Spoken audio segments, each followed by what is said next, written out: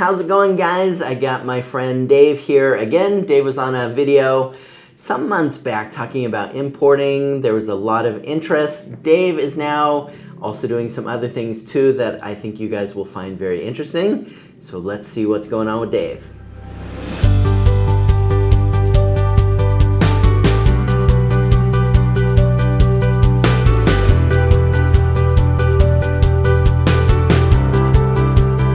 Dave, Yes, great sir. to have you back. All right, glad to be here. Thanks so much. So when we talked to you last time, you were doing some really interesting things with importing here in the Philippines. Now, my understanding is you're doing some consulting, some drop shipping. Before we get into that, tell us a bit more about importing and what's that look like for you so far? Well, I think as I mentioned in that last video, I started off in IT work and was burnt out on that, and I got into importing just by happenstance, meaning I just was looking online, probably saw an ad for something ridiculously cheap, and of course everybody knows or should know, if they're thinking about this, is to go to Alibaba. Alibaba's like, there are many sites to buy from, but Alibaba is the main one. So I was intrigued by the prices and contacted a few suppliers, and a few things were out of my price range as far as buying a container, because of course when you want low prices, you have to buy volume. I had mentioned last time I imported diapers. Well, to get the good prices on those, you have to buy 2 containers. Right, that's a lot of diapers. That's a lot of diapers. Yeah. So I did that with a partner, but it's kind of dovetailed into drop shipping. It was too expensive for me to do a container by myself, so I have a partner in that. We do something once every couple months, but mainly I'm into drop shipping and also helping expats do drop shipping, consulting with them. So when it comes to importing, I think that's straightforward to people. They find a product or products, they're going to put that on, you know, a pallet, half a container, full container, in your case, a couple of containers, and they're going to, you know, import that over here or wherever, you know, they might choose to be. With drop shipping, for those that maybe aren't familiar, can you describe how that works? It's simple. You purchase something, or I'm sorry, let me rephrase that. You take an ad out, something like Facebook, and you say, let's advertise a cell phone. You see a cell phone in Alibaba, you talk with the seller in Alibaba, and you say how much, you agree upon a price, and you agree upon shipping, where, you know, it's either going to be, let's say, Cebu, Manila, or Davao, and they're all generally about the same price. And then you put an ad up, and somebody wants to buy it. You put a link to Shopee or Lazada, and you tell the seller over in China, I want to purchase one of these. And the nice thing is they have something called trade assurance, where the money is basically going in escrow. So they will ship it directly to the person in the Philippines. No customs, no anything. And that's the beauty of drop shipping. And also no upfront cost, right? So it's different than if you were importing something to a physical store or a warehouse where you'd have to pay for products up front. With drop shipping, you don't have to pay for anything until people buy something. Is that correct? That's correct. There's almost little to no risk. You see something in Shopee that somebody bought your product, you just put down that it's going to take 20 to 30 days. The person on Shopee or Lazada from the Philippines, they're more accustomed to longer wait times as opposed to, we were discussing Amazon in the States, you know, it better be there the next day. So they're accustomed to that. But you don't have to put any money down. And then you buy it from the person in China, they ship it out, and once the person in the Philippines gets it, you're going to get paid by Shopee. So it really is a very interesting business model. You know, sometimes I've done videos and, you know, have a short ebook on businesses that you could start for free. And I think dropshipping is pretty close to one of those, you know, businesses. Maybe not 100% for free, but as long as you could advertise a product, people pay for it up front before it's shipped, pretty much a business model that you could start for free. Would you agree? Yeah. I mean, even a local people of the Philippines can do the same thing. This isn't just for expats, because you advertise a refrigerator for 15,000 pesos. You buy it for 5 or 6 with shipping, it's 7.5. And somebody buys it, it? Well, beg, borrow, and steal that 7,500 so you can make the 15,000. Borrow it from friends, or if you have any kind of job, you could get a short-term loan for 7,500, 30-day loan. I actually have one person doing that, except in this case it's an expat. Right. Borrowing from friends and family, and it's working out really well. But I just can't think of a more simple business to do it, especially in the Philippines. I mean, this can be done in the States with Amazon, of course. But here, what can you do that really doesn't cost any money? It costs time, and people say, well, how much money can you make? Of course, that's always the question. Well, the sky's the limit, but like anything else, you have to put your time in, because when I buy a refrigerator, you can't see it on camera, but you know, you have a small refrigerator over there. That's actually one we're looking at, not that same brand. Sure. But when you buy one of those, you have to advertise it. And you have to advertise it locally, everywhere you can post something. So, of course, you're going to advertise on Facebook, and you can't just put something on Marketplace and expect 30 people to respond to it. So you put it in different groups, and you plaster that in every city that you can. You know, we're in Cebu, but I'm advertising in Manila. You know, the Makati barter group might be something. And you put it in there every day, copy and paste it, and we put up like 400 or 500 ads a day. So you're gonna get responses on that. Of course. So you can make a lot of money, but the time has to be put in. I gotcha. So big picture, you know, for those, you know, watching this saying, all right, this is a new concept here, you know, kind of a step-by-step, you know, process might be picking a product, you know, that has decent profit margins on it. You know, finding a target audience that wants that product that you could market to. Generating enough leads in some of the ways that you just mentioned, either using Facebook ads or just posting for free in different Facebook or other groups, giving an option for people to be able to pay for it. Once they pay for it, you're going to notify the person in China or wherever they might be that you have a new order. That company is then going to ship it either to you to ship on to the next person, or even better, if possible, to just ship it directly to the customer, I suppose, depending on the product. Pretty straightforward? Yeah, I never want it shipped to me. You know, goes directly to the client. You get their address, it goes directly to them. But yeah, that's pretty much it in a nutshell. But everything I'm sourcing from is from China. China is, believe it or not, the most trusted on sites like Alibaba. Most of them are verified. A verified seller is somebody that they have to pay a lot of money to be a verified seller. They're usually on Alibaba for 10 years on average, and they have that what's called trade assurance, so I'm paying Alibaba. Whereas when I'm doing the container shipping, I'll look at their profile on Alibaba. They've been there less than a year, been on Alibaba for less than a year. They don't have a complete profile, no pictures. They don't respond right away, so those are all red flags. But 9 out of 10 times the people from China, they're just so used to doing this that it's old hat for them. Sure. So I think, you know, where you do drop shipping counts.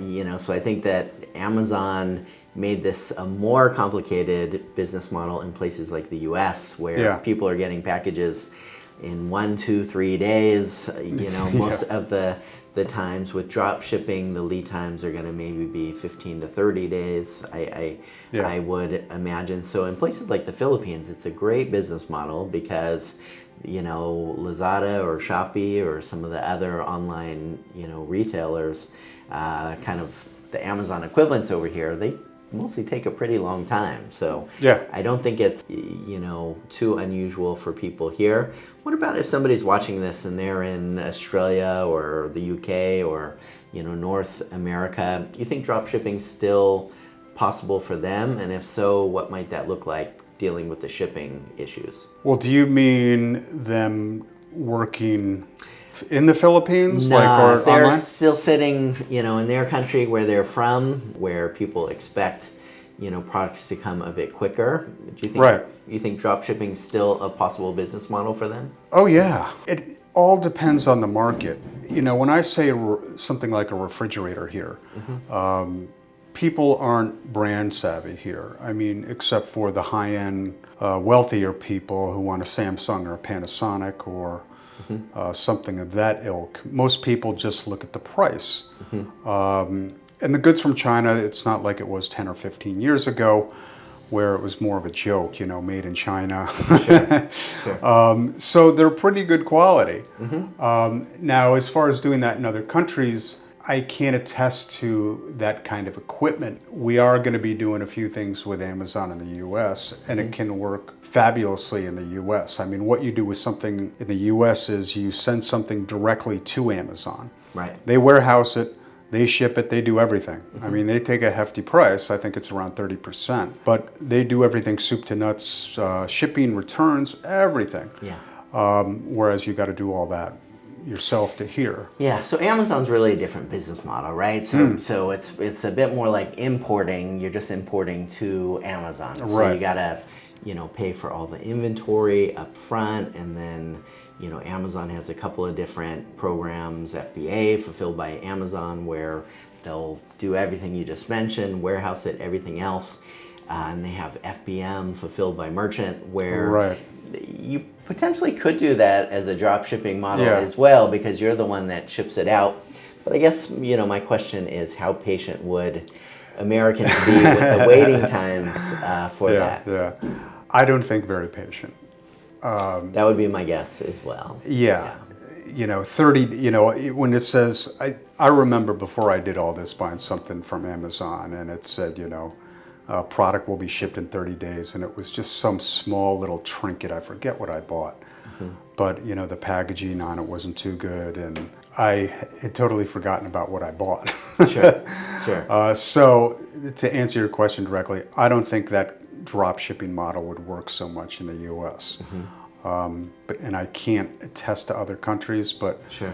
I think the Asian countries would work best. Sure. And perhaps especially Southeast Asian countries where logistics is improving, but you know, still has a ways to catch up with things. And the other beautiful thing about doing this is there is, I think, 8 or 9 different Shoppies, and you can sign up for a cross-platform, which is the Chinese version of Shopee. And for those watching, Shopee is like an Amazon here in, I think, mostly Southeast Asia. Yeah, but you can sell in all those countries also. So you could sell in Taiwan, Hong Kong, Singapore. I forget where the other ones are. One is in Thailand. Sure. So with just a click of a mouse, you could be a seller in all those countries. So the potential to even make more money. I haven't done that yet. Sure. But we're in the process of doing it. So Yeah. So it seems like last time we talked, you were really focused on importing, and it sold a couple hundred, 300,000 diapers, which was incredible to be in a pretty short amount of time. But now it seems like you're diversifying more. So similar business model, but you've really diversified more the different types of things that you're doing. What led you to exploring other, you know, similar models? Well, I had a lot of free time just due to the fact that when we were going to do these, we call it cargo shipping. There's a lot of preparation work, but there's a lot of downtime. Once you get everything ready, you're talking to the supplier. There's a time difference. You know, you might have 5 hours a day where you free time. So that led me to explore more and more of the drop shipping. So it led to the point where drop shipping it's paying the bills, Right. And then some. Not making me wealthy yet, but the cargo shipping has put me over the top. But like I said, that's only 3 or 4 times a year that I'm doing that. Sure. But and is that just building up cash flow? The more that happens, the more cash flow to invest into the importing side of it, or? yeah, absolutely. Yeah. But you do simple things, like you don't need a lot of money for drop shipping. I'm selling, I think I even mentioned to you last time, and I went ahead with it, I'm selling these tablet computers. Buying them for 6,000 pesos and selling them for 12. Selling 3 or 4 a week, and the people who get them love them. So they leave a good review on Shopee. We're climbing up in the rankings. Yeah. I don't know if you call it SEO, but Yeah, we're Shopee climbing SEO.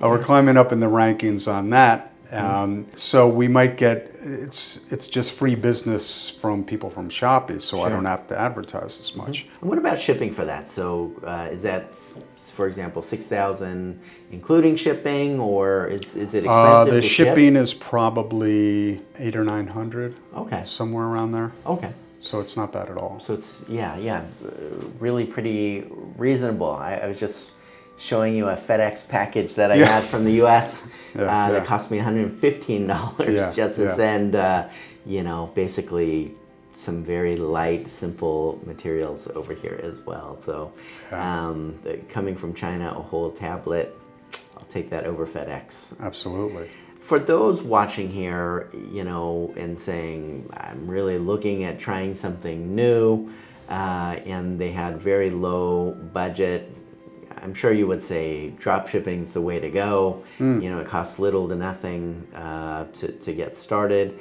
But say that somebody had, $30,000 to invest. Would you tell them start with dropshipping or start with importing? I tell them to contact me. All right, and maybe working on something together. Yes. Yeah, I still would advocate drop shipping. And the reason I say that is, drop shipping is the college and the container shipping is getting your MBA. Sure. Because there are more chances for scams and losing your money, picking the wrong product, ordering something worth 30,000 US and the shipment comes and it's not what you wanted. Sure. So there's all those variables in it. And I was actually mentioning to you before we got on this is the amount of scams with container shipping. Sure. That's why it takes me about 3 or 4 months. I vet all these sellers, many phone calls with them. I talk to the president of the company. I want to do video calls, et cetera, et cetera. Sure. So I still would get into drop shipping, but with that kind of capital, you can diversify a lot and hire about 4 or 5 people to do your ads for you. Sure. So let me ask you this. So I understand if somebody is learning the ropes, a lot less risk involved with drop shipping, perhaps a lot easier to learn initially. Not easy, but easier. Right. But say for you personally, if somebody said, hey Dave, I got $100,000 and I want you to choose where to invest that, and if you really looked at drop shipping versus importing, where would you personally put that money now that you have a bit more experience? I would put it in something that could lead to franchising.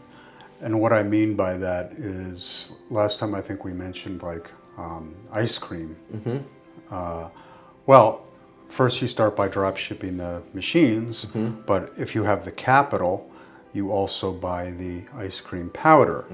You warehouse it here, you sell the powder both on Shopee, on Facebook Marketplace, and then you start a little franchise operation.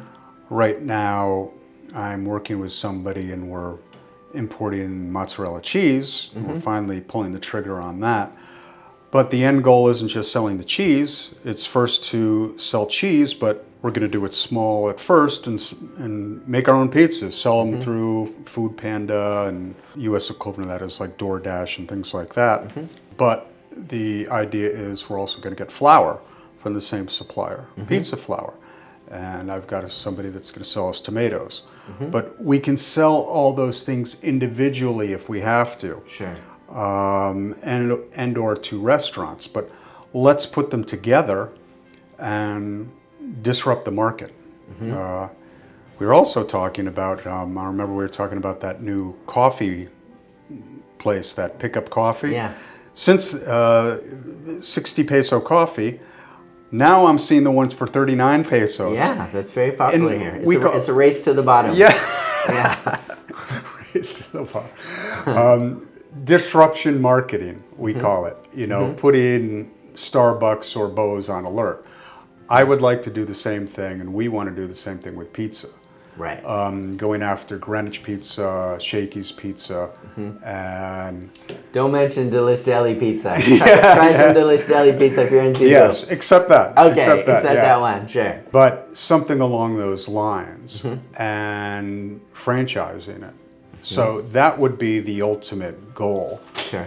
But it takes a long time because I want to sell the pieces before we sell the whole thing. Sure. And then testing it through something like Food Panda and selling it ridiculously cheap prices, then opening up a restaurant and then proving the model, then franchising. So that's, we have a long range goal. We're going to set up a business plan and do that. But that's what I would do with that kind of capital. Very good. All right, so I got some final questions. Rapid fire, if you could answer in 10 words or less. Oh, God. You could do it. I have faith in you. So if you have to pick one or the other option, dropshipping or importing, which one are you going to pick? Dropshipping. Okay. What would be number one product that you would recommend for people to start off with dropshipping?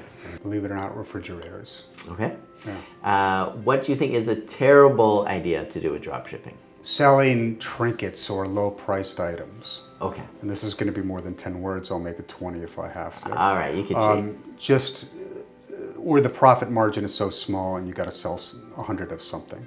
Sure. Sell something big, make a couple thousand, and call it a day.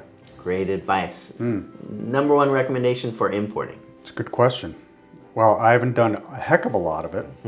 Something that people, I'm not going to give the product, but something people need.